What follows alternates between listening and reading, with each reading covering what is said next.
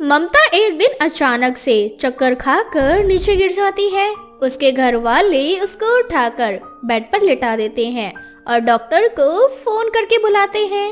थोड़ी देर में वो डॉक्टर आ जाते हैं। डॉक्टर सभी घर वालों को कमरे से बाहर कर देती है और ममता का कुछ टेस्ट वगैरह करने लगती है। और टेस्ट करने के बाद डॉक्टर सभी को कमरे में अंदर बुलाती है और कहती है, वैसे मानना पड़ेगा, बहुत ही खुशी की बात है। क्या बात है डॉक्टर? अरे मनोज जी, आप 50 की उम्र में फिर से अपने बच्चों का बचपन देखने जा रहे हैं। मैं कुछ समझा नहीं, साफ साफ बोलिए। अरे आप पापा बने जा रहे हैं, फिर से आपकी वाइफ प्रेग्नेंट है। क्या? फ्लैशबैक। ममता एक 50 वर्षीय हष्ट पुष्ट महिला थी जो कि अपने पति मनोज और इकलौते बेटे अनुज के साथ रहा करती थी। अनुज एक कंपनी में जॉब किया करता था और अनुज के साथ एक कोमल नाम की लड़की भी काम करती थी। अनुज और कोमल दोनों एक दूसरे से बहुत प्यार करते थे और शादी भी करना चाहते थे। अनुज अपनी माँ से कोमल के बारे में बात करता है, जिसके बाद दोनों परिवार वाले एक दूसरे से मिलते हैं और शादी से संबंधित जो भी बातचीत थी वो सारी बातचीत करने के बाद अनुज और कोमल का रिश्ता पक्का कर देते हैं, जिसके कुछ ही समय बाद उन दोनों की शादी बड़े ही धूमधाम से करवा दी जाती है। ऐसे ही शादी के कुछ दिन बाद ममता अनुज से कहती है, अरे बेटा, तेरी और कोमल की अभी नई नई शादी हुई है, तुम दोनों हनीमून पे नहीं जा रहे क्या? शादी के बाद बहुत सारी मेमोरीज बनानी होती है एक कपल को, और मैं तो कहती हूँ कि तुम दोनों कहीं अच्छी जगह जाना। अरे माँ, अब भी ना सोचेंगे कि कहाँ जाना है? मैं तो पहले से जानती थी कि तुम सारे आदमी एक जैसे होते हैं। शादी से पहले ये करूँगा, वो करूँगा, यहाँ घुमाऊंगा, वहाँ घुमाऊंगा, और शादी होते ही देखूंगा, सोचूंगा। तभी कोमल कहती है, हाँ सही कहा माँ जी आपने, शादी से पहले यहाँ जाऊंगा और अब देखो सोचा तक नहीं है महाराज ने। अब देखो कुछ पता ही नहीं है इनका कि क्या सोचा है इन्होंने। अरे तू चिंता मत कर बहू, मैंने ना तुम्हारे हनीमून की टिकट्स पहले से ही बुक कर दी है। कल तुम दोनों गोवा जा रहे हो, अच्छे से एंजॉय करना। Oh thank you so much माँ जी, आप बहुत अच्छी है। भगवान ने मुझे सास नहीं बल्कि माँ दिया है। अब जब बुक करवा ही दिया है तो चले ही जाते हैं। अब जाके दोनों अपना सामान पैक कर लो। अनुज और कमल दोनों अपने कमरे में जाते हैं और अपना सामान पैक करने लगते हैं और अगले दिन दोनों अपने हनीमून पर निकल जाते हैं। उनके जाने के बाद घर एकदम सूना हो जाता है। ऐसे ही एक रात मनोज ममता से कहता है, बच्चों को तो हनीमून पे भेज दिया, अब अपना क्या ख्याल है? आपको भी बुढ़ापे में हनीमून पे जाना है क्या? अरे हर्ज ही क्या है, जब साथ में बीवी हो तो क्या बुढ़ापा क्या जवानी, हनीमून पे जाऊंगा मैं तो। हाँ हाँ, बूढ़ी हड्डियाँ जवाब दे देंगी। अरे अभी भी इस पुरानी हवेली में बहुत ताकत है समझी, अगर यकीन ना हो तो आजमा कर देख लो। अरे बस भी करो आप, आपको जितना मर्जी उतना बकवास करवा लो। नहीं, आज मेरे बेटा बहू है नहीं और ऐसा मौका बार बार नहीं मिलता, इसलिए आज नहीं मानूंगा। ऐसे ही दोनों अपना रोमांटिक पल एंजॉय करते हैं। ऐसे ही कुछ समय बाद अनुज और कोमल दोनों गोवा से घर वापस आ जाते हैं। ऐसे ही हंसी खुशी दोनों समय बिताते हैं और ऐसे ही इनका समय बीतता जाता है। Present scene. ममता एक दिन अचानक चक्कर खाकर नीचे गिर जाती है। उसके घर वाले उसको उठाकर बेड पर लिटा देते हैं और डॉक्टर को फोन करके बुलाते हैं। थोड़ी देर में वहां डॉक्टर आ जाती है। डॉक्टर सभी घर वालों को कमरे से बाहर कर देती है और ममता का कुछ टेस्ट वगैरह करने लगती है और टेस्ट करने के बाद डॉक्टर सभी को कमरे में बुलाती है और उनसे कहती है, वैसे मानना पड़ेगा, बहुत ही खुशी की बात है। क्या बात है डॉक्टर? अरे मनोज जी, आप 50 की उम्र में फिर से अपने बच्चों का बचपन देखने जा रहे हैं। मैं कुछ समझा नहीं, साफ साफ बोलिए ना। अरे आप पापा बने जा रहे हैं, फिर से आपकी वाइफ प्रेग्नेंट है। क्या क्या पापा आप भी ना? अनुज, यहाँ हम दोनों को माँ बाप बनना था, मगर यहाँ तो हमारे सास ससुर पेरेंट्स बनने जा रहे हैं, और वो भी फिर से। ये मजाक बनाने का समय नहीं है, अब जो होता है भगवान की मर्जी से होता है। तो अब ममता जी का अच्छे से ध्यान रखो। कोमल अपने कमरे में जाकर अपनी माँ को फोन करके हंसते हुए कहती है, हाँ मम्मी, गुड न्यूज दूं? नानी बना रही है क्या मुझे? अरे मम्मी, मुझे नहीं बनना अभी माँ, मगर मेरी सास जो है ना, वो माँ बनने जा रही है इस बुढ़ापे में। क्या? हाय दैया, शर्म नहीं आई उस बुढ़िया को इस उम्र में ये सब करते हुए। लगता है बुढ़ापे में भी बहुत जोश है तेरे सास और ससुर में। हाँ हाँ जोश है, तभी तो नतीजा सामने आ गया। हाँ? तभी वहाँ पे अनुज आ जाता है और कोमल के हाथ से फोन छीनकर उसको एक थप्पड़ लगाते हुए उससे कहता है, कैसी औरत हो तुम? एक औरत होकर एक दूसरी औरत के माँ बनने का मजाक बनाकर ढिंढोरा पीट रही हो। अरे तो काम ही ऐसा किया है तुम्हारी माँ ने, मजाक तो बनेगा ही ना। आज तुम अपनी माँ का एक मजाक बना रही हो, याद रखना एक दिन बहुत रोगी तुम। अरे एक बहू होने के नाते इस टाइम तुम्हें माँ को समझना चाहिए, खुश रखना चाहिए, मगर तुम तो। कोमल को मन ही मन बहुत ही ज्यादा शर्मिंदगी महसूस होती है और वो अपनी गलती मानकर सास की देखभाल करना शुरू कर देती है। ऐसे ही धीरे धीरे ये बात पूरे मोहल्ले में फैल जाती है, मगर अब कोमल एक समझदार बहू होने के नाते अपनी सास को पूरा सपोर्ट किया करती। ऐसे ही गर्भवती सास का 9वां महीना शुरू हो जाता है और एक रात सास के पेट में दर्द उठता है। सब लोग उनको हॉस्पिटल ले जाते हैं, जहां डॉक्टर तुरंत ममता को एडमिट कर लेते हैं। थोड़ी देर बाद ममता एक बड़े ही प्यारे से बेटे को जन्म देती है। सब लोग बहुत खुश होते हैं। ऐसे ही अगले दिन सब लोग घर वापस आ जाते हैं। धीरे धीरे 2 महीने बीत जाते हैं। कोमल अपनी सास के साथ बच्चे को अपने बेटे की तरह प्यार करती। ऐसे ही अब कोमल अपना बच्चा करने का सोचती है और इसी सिलसिले में वो और अनुज डॉक्टर के पास जाते हैं, जहां डॉक्टर दोनों के कुछ टेस्ट करते हैं।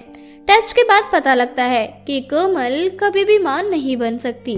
वो उदास होकर घर आ जाती है और पूरे घर वालों को इस बात के बारे में अनुज बताता है। तभी ममता अपना बच्चा लेकर आती है और अपनी बहू को अपना बच्चा हमेशा हमेशा के लिए दे देती है। बहू जो होता है अच्छे के लिए होता है। भले ही इस बच्चे को मैंने मेरी कोख से जन्म दिया हो, लेकिन इसकी असली माँ तू है। शायद ये भगवान ने पहले से ही सोच रखा था, तभी ये सब हुआ। हाँ माँ जी, और मुझे आप माफ कर दो, मैंने आपको बहुत मजाक बनाया था। शायद यही वो कर्म थे जिनकी वजह से मैं कभी माँ नहीं बन सकी, और आज आपकी वजह से मैं माँ बन पाई हूँ। चल अब जो हो गया उसे भूल जा। इस तरह से ममता सारे गिले शिकवे भुलाकर अपने परिवार के साथ हंसी खुशी आगे बढ़ती है। तुलसीराम नाम का एक आदमी रहता था, जो कि बहुत ही दुखी था, क्योंकि उसकी एक बेटी थी जिसका नाम आरती था। आरती की शादी में बहुत ही ज्यादा दिक्कत परेशानियां थी, क्योंकि कोई भी आरती से शादी करने के लिए तैयार नहीं था, क्योंकि आरती दिखने में बहुत ही ज्यादा काली थी। साथ ही उसकी चोटी हमेशा खड़ी रहती थी, जिस कारण वो बहुत ही मजाकिया किस्म की दिखाई देती थी, जिस कारण आरती की शादी नहीं हो रही थी।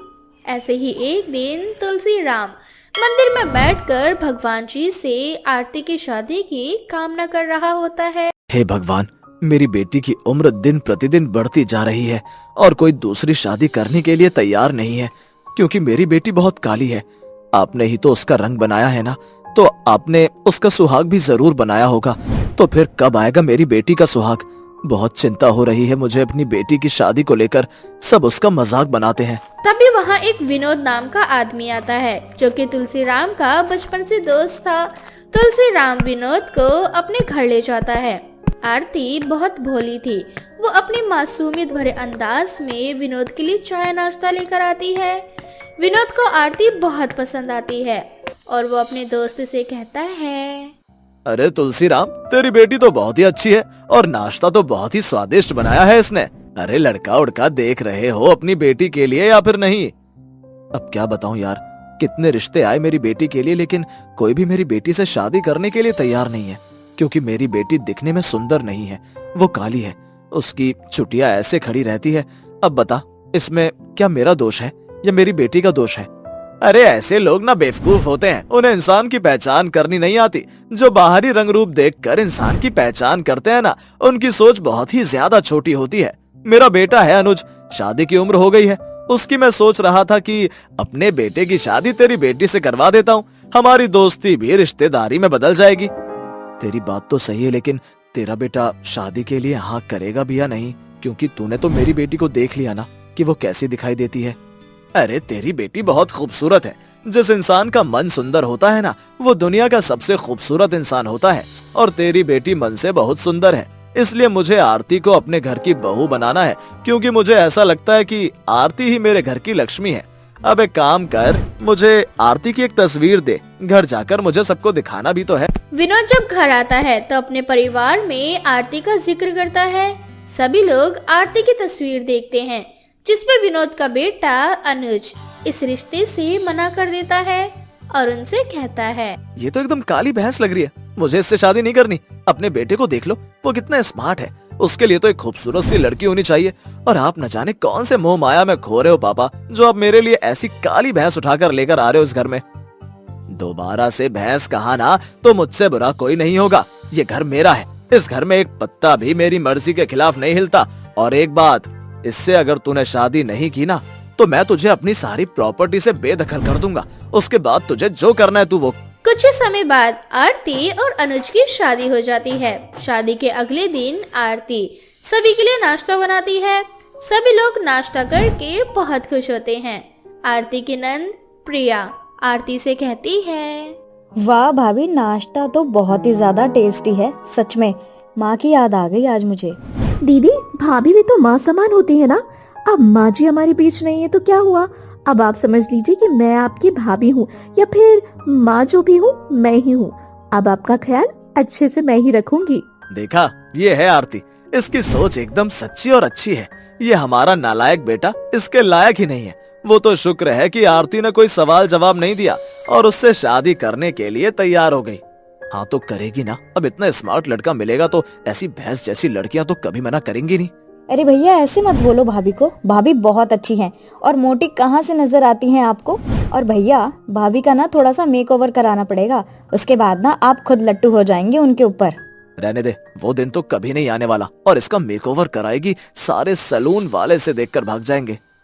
कोई बात नहीं, कुछ दिनों बाद पापा भाभी की मुंह दिखाई करवाने वाले हैं, बहुत ही धूमधाम से। फिर आप देखना भाभी को। ऐसे ही कुछ दिन बीत जाते हैं। अब घर में मुंह दिखाई की रस्म जोर जोर से तैयारियां चल रही होती है। तो वहीं आरती की नंद प्रिया आरती को एक मेकओवर सैलून में ले जाती है। वहां जाकर आरती का हेयर ट्रीटमेंट करवाती है, जिसमें उसके बाल को केमिकल और मशीन के मदद से स्ट्रेट किया जाता है। उसके बाल बहुत ही ज्यादा सुंदर दिखाई देने लगते हैं। फिर उसके चेहरे पर ना जाने अनेक प्रकार के केमिकल वाले फेशियल थ्रेडिंग बहुत सारी चीजें करवाती है। इतना सब होने के बाद आरती का हुलिया बिल्कुल बदल जाता है और वो खुद को ही नहीं पहचान पाती। अरे दीदी, ये हम हैं क्या? हमें तो यकीन नहीं हो रहा हम इतने भी सुंदर दिखाई दे सकते हैं। और हमारे बाल वो कुत्ते की पूंछ की तरह हमेशा खड़े रहते थे, लेकिन ये तो एकदम से सीधे हो गए हैं। हाँ भाभी, आजकल के समय में सब कुछ पॉसिबल है। आप बहुत ही ज्यादा सुंदर दिखाई दे रही हैं। आप पहले भी बहुत सुंदर थी, लेकिन अब आपकी सुंदरता में 4 चांद लग चुके हैं। चलो अब घर चलते हैं। थोड़ी देर बाद आरती और प्रिया दोनों घर आते हैं। तभी अनुज प्रिया से कहता है, अरे प्रिया, ये तेरी फ्रेंड है क्या? पहले तो कभी नहीं देखा इसे। देखा, खा गए ना चक्कर आप। यह आपकी पत्नी है और मेरी भाभी। इनका मेकओवर कराया है मैंने।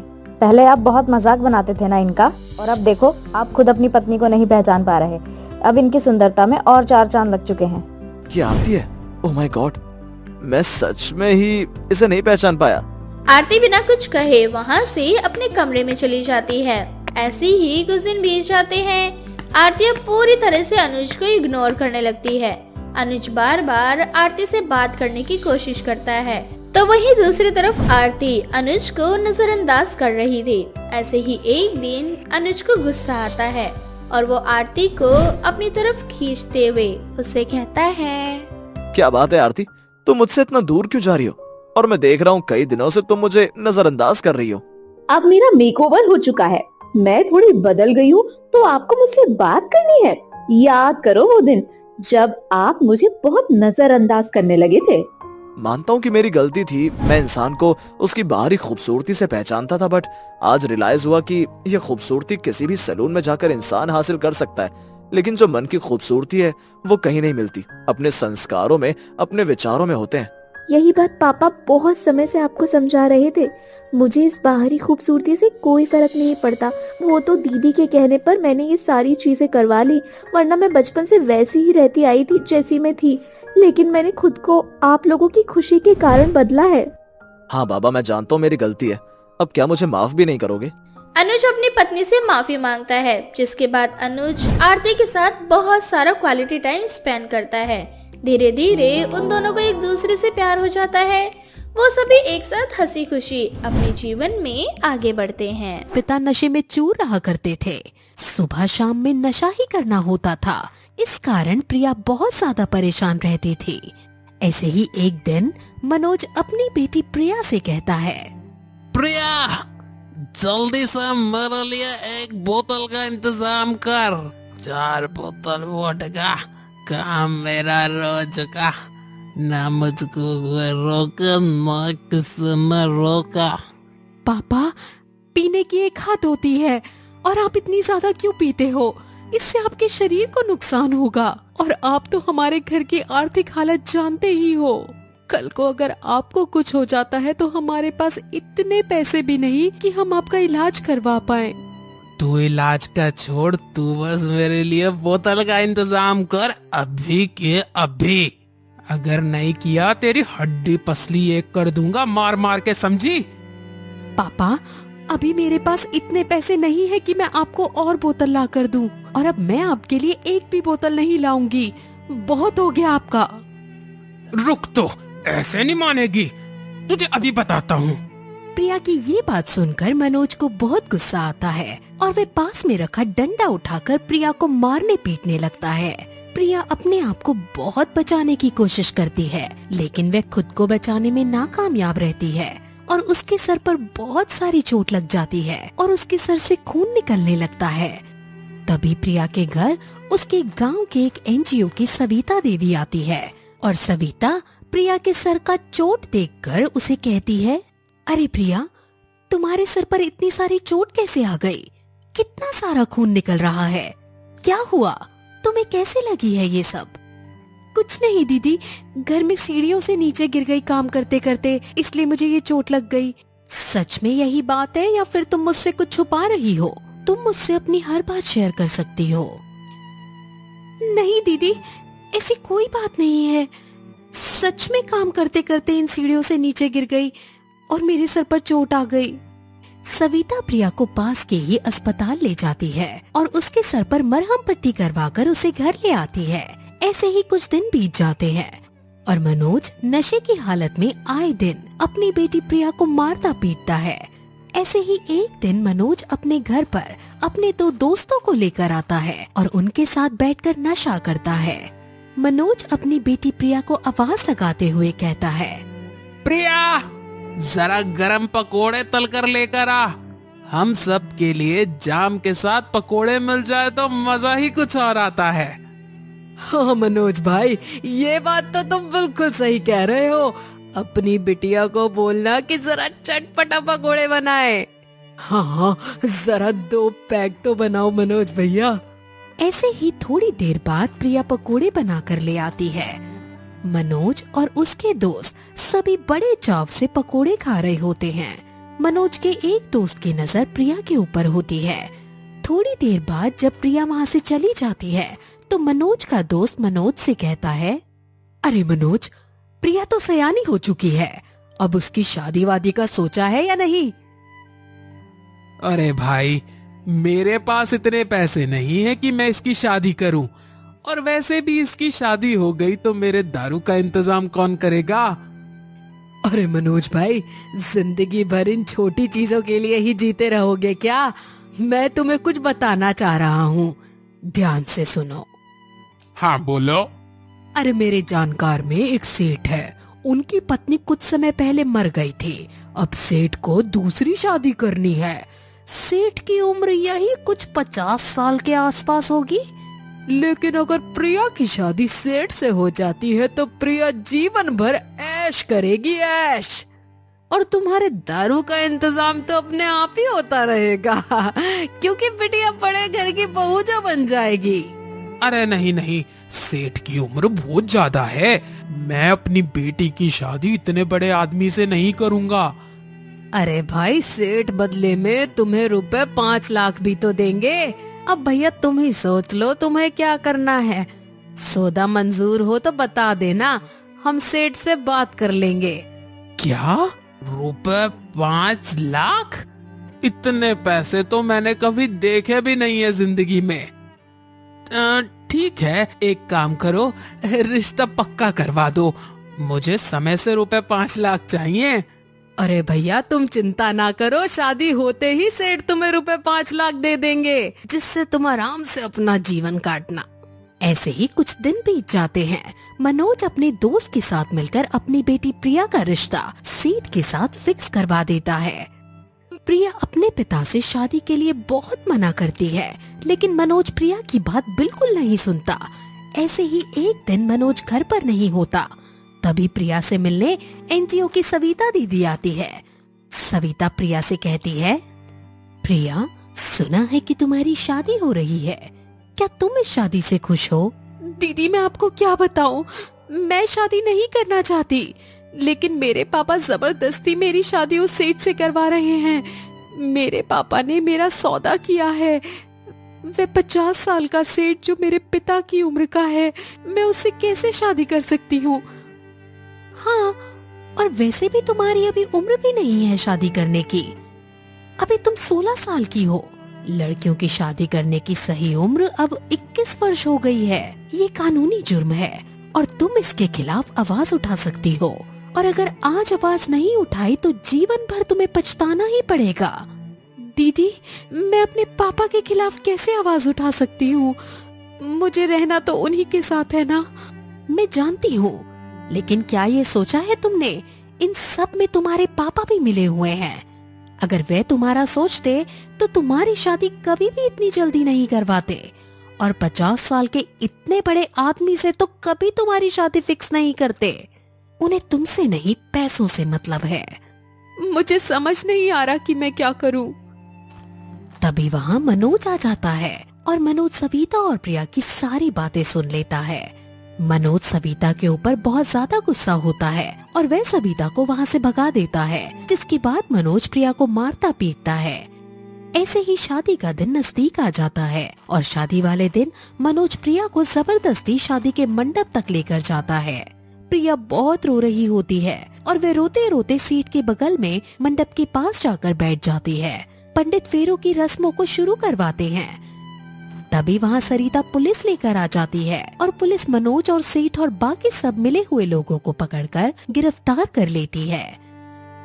तभी सविता कहती है, देख लिया नतीजा, ये आज नहीं तो कल होना ही था। किसी भी नाबालिग की शादी जबरदस्ती करवाना कानूनी जुर्म है, और तुम्हारी बेटी की उम्र अभी सिर्फ 16 वर्ष है, तो तुमने इसकी शादी की सोचा ही कैसे? इंस्पेक्टर साहब, आप इन सभी को गिरफ्तार कर लो। लड़की की शादी की सही आयु 21 वर्ष है। उन्हें पढ़ने दो, लिखने दो, अपनी जिंदगी जीने दो। ऐसे शादी करके उनके पैरों में बेड़ियां ना डालो। उन्हें भी जीने का हक है, अपने सपने सजोने का हक है। इस तरह उनके पंखों को ना कुतरो। जिसके बाद वहाँ खड़े सभी लोगों की नजरें शर्म से नीचे झुक जाती हैं। उन सभी को गिरफ्तार कर लेते हैं। इसके बाद प्रिया सविता दीदी के साथ मिलकर एनजीओ में सिलाई, कढ़ाई एवं पढ़ाई ये सब करती है और खुशी खुशी अपने जीवन में आगे बढ़ती है।